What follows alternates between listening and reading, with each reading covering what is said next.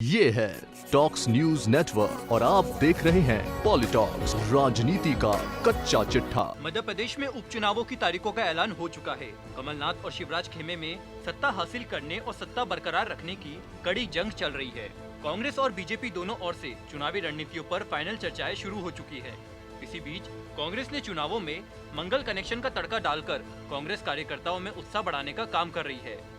इसी बात को लेकर सरकार में गृह मंत्री नरोत्तम मिश्रा ने पूर्व मुख्यमंत्री कमलनाथ की खिल्ली उड़ाते हुए कहा कि अगर कमलनाथ इतने ही हनुमान भक्त होते तो उनके साथ इतना बड़ा अमंगल कैसे होता।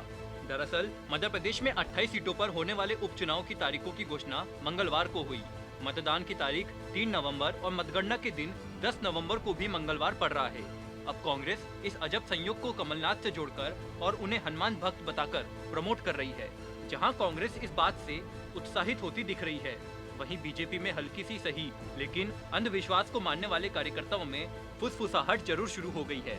कमलनाथ सरकार में मंत्री रहे जीतू पटवारी के एक ट्वीट पर गौर करें तो वे लिखते हैं, हनुमान भक्त कमलनाथ को मिला वरदान। मंगलवार दिनांक 29 सितंबर को चुनाव की घोषणा हुई। मंगलवार दिनांक 3 नवंबर को वोटिंग होगी और मंगलवार दिनांक 10 नवंबर को काउंटिंग होगी। हनुमान लला की जय के साथ पटवारी ने ट्वीट खत्म किया। सीधा सा अर्थ है कि कांग्रेस कमलनाथ को हनुमान भक्त और उपचुनाव में मंगल फैक्टर जोड़कर कांग्रेस कार्यकर्ताओं में ये मैसेज देने की कोशिश कर रही है कि भगवान भी हमारे साथ है और जीत पक्की है। इससे पहले कमलनाथ ने राम मंदिर के शिलान्यास के समय 2 दिन के सुंदरकांड के पाठ कराकर अपने आप को हनुमान भक्त बताया था। कांग्रेस के इस मंगल कनेक्शन को लेकर मध्य प्रदेश के गृह मंत्री नरोत्तम मिश्रा ने तंज किया है। मिश्रा ने कहा कि हनुमान भक्त तो हम भी है, हनुमान भक्त कोई भी हो सकता है। अगर वो इतने ही हनुमान भक्त होते तो अमंगल होता ही क्यों। सीधे तौर पर वे कांग्रेस और कमलनाथ की हंसी उड़ा रहे हैं। हालांकि ये भी एक संयोग ही है कि मध्य प्रदेश में तीनों ही तारीखों पर मंगलवार पड़ रहा है। वहीं इसी साल फरवरी में हुए दिल्ली चुनावों में भी मंगल बीजेपी पर भारी पड़ा। यहाँ 8 फरवरी को वोटिंग हुई थी। उस दिन शनिवार था जो भगवान हनुमान का वार माना जाता है। 11 फरवरी को चुनावों का परिणाम आया था। संयोगवश उस दिन भी मंगलवार था। यहाँ केजरीवाल की पार्टी ने बीजेपी को 8 के मुकाबले 62 सीटों से पीट दिया। यहाँ केजरीवाल भी अपने नामांकन के ठीक बाद दिल्ली के हनुमान मंदिर ही पहुँचे थे। कहने का मतलब ये है कि वहाँ भी केजरीवाल का मंगल बीजेपी पर भारी पड़ गया।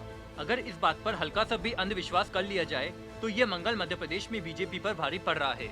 वैसे ये बात तो केवल अंधविश्वास की है, लेकिन अगर सर्वे रिपोर्ट को भी हकीकत माने तो यहाँ भी कांग्रेस सत्ताधारी पक्ष पर भारी पड़ रही है। 28 में से कांग्रेस को सर्वे रिपोर्ट में 27 सीटें मिल रही है। वहीं बीजेपी के खाते में केवल 1 सीट आ रही है। बीजेपी के पास इस समय 107 विधायक है और कांग्रेस के पास 88। बीजेपी को फिलहाल सपा, बसपा और निर्दलियों का समर्थन भी हासिल है। कमलनाथ सरकार में भी सपा और बसपा ने समर्थन दिया हुआ था। इन्हीं की बैसाखियों पर कांग्रेस सरकार टिकी हुई थी। बीजेपी को पूर्ण बहुमत के लिए 9 सीटों की जरूरत है, जबकि कांग्रेस को सत्ता वापसी के लिए करीब सभी सीटों पर जीत दर्ज करनी होगी। ऐसे में कांग्रेस द्वारा बताया जा रहा है मंगल किससे रुष्ट होता है और किस पर पड़ता है भारी, देखना मजेदार रहेगा। पॉलिटॉक्स ब्यूरो, भोपाल। ये है टॉक्स न्यूज नेटवर्क और आप देख रहे हैं पॉलिटॉक्स, राजनीति का कच्चा चिट्ठा।